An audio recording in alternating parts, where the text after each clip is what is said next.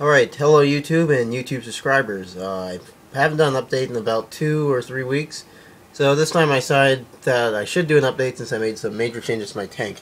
For example, most major changes, this big 3 foot piece of driftwood that I added to the tank, and it was semi-buoyant, so I had to weight down. So there's one rock there and another rock at the other end that both weighs about. So the driftwood itself weighs about 15 or so pounds, and then the two rocks also weigh about 15 pounds put together. And the reason why I added this was before I thought my scape wasn't very good, and I thought my scape looked like it was too empty. So the driftwood basically just fills it out quite a bit. And this piece was actually so big that I had to actually take out some of my smaller pieces of driftwood. But I left pieces like this one in, and the pieces over here in.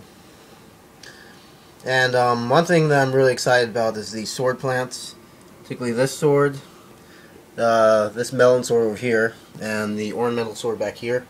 They started growing really well. They've sprouted a lot of new leaves, and you can see with this sword here that the leaves are starting to get really long. Some of the leaves on there are starting to approach a foot.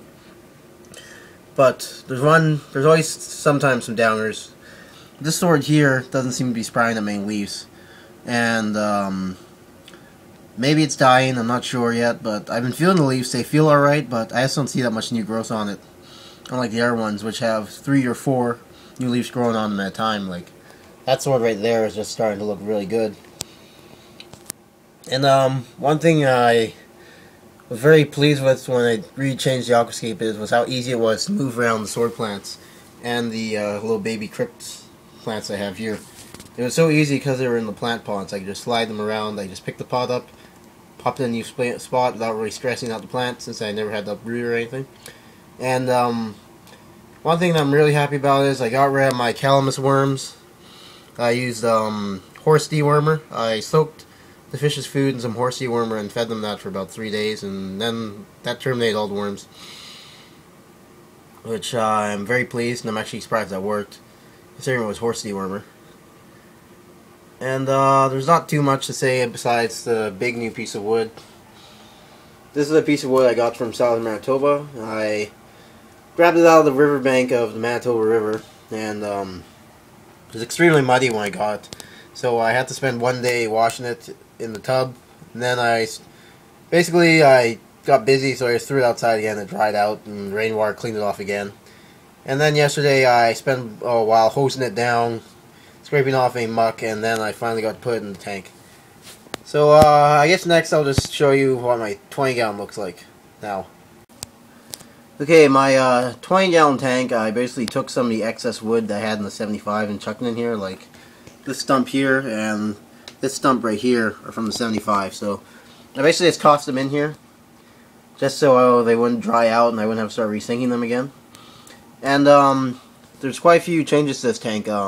I still got the fake plants, but I don't really mind it that much. They make good substitute so I can get regular live plants. And one of the things way different about this tank was my guppies. I gave away my females, so here I only got 5 guppies left. Got 5 males. 2 of the males which I bought, and the other 3 are ones I bred.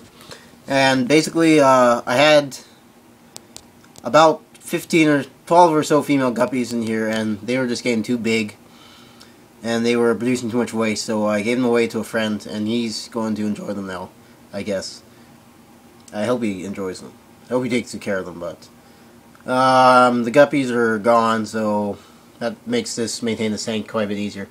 I'm not sure if I should get a shoal of something, another shoal of another small fish. I was thinking of getting neon tetras or something like that, or maybe just adding even more cherry barbs. But red cherry barbs grow 2 inches, but these guys don't seem to be showing that type of growth.